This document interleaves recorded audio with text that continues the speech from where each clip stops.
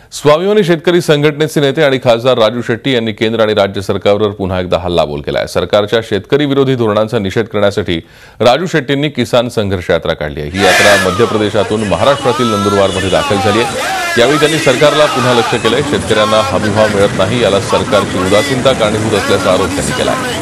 अल्प कर्जमाफी देऊन सरकारने शेतकऱ्यांची थट्टा केल्याचा आरोपही त्यांनी केला आहे। याशिवाय जीएसटीवरही शेट्टी यांनी जोरदार टीका केली।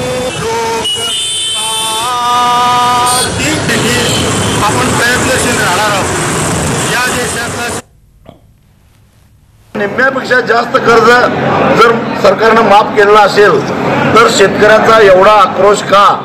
याचा अर्थ हे सुद्धा सगळे आकडे खोटे आहेत, दिशाभूल करणार आहेत। अजून एकदा मी मुख्यमंत्र्यांना विनंती करतो की 34 लाख शेतकऱ्यांचा जे संख्या ते सांगतात त्यांची नावं जाहीर करावीत।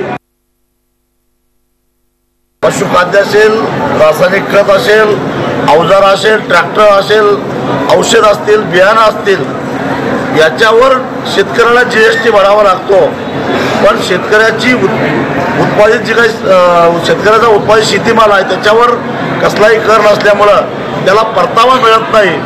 आणि आज या सगळ्या याचा एकत्रित परिणाम म्हणून जीएसटीमुळं शेतकऱ्याचा उत्पादन खर्च वाढलेला आहे। आणि तो वाढलेला असताना दुसऱ्या बाजूला सातत्यानं शेतकऱ्याच्या उत्पादित शेतीमालाच्या किमती घसरत चाललेल्या आहेत। त्यामुळं या जीएसटीमुळं पुन्हा एकदा शेतकरी खड्ड्यातच गेलेला आहे।